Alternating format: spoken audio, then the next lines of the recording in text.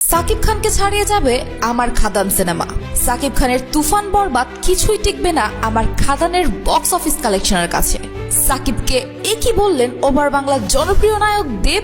দর্শক, ইতিমধ্যেই আমরা দেখেছি দেব তার খাদান সিনেমা হিট করতে একের পর এক প্রমোশন করেই গেছে।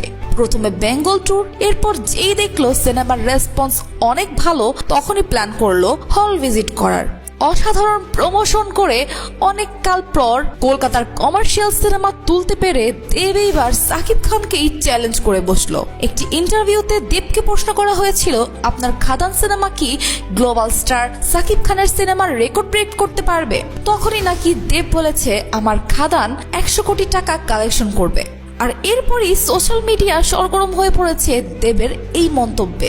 সকলেই সাকিব খানকে সাপোর্ট করছে, যদিও বিপিএল এর জন্য এইসব নিউজ ধামাচাপা পড়ে গেছে। তো দর্শক, আপনি একজন সাকিব ভক্ত তো? তবে দেবের এই মন্তব্যের কারণে দেবকে কি বলবেন অবশ্যই কমেন্টে জানাবেন।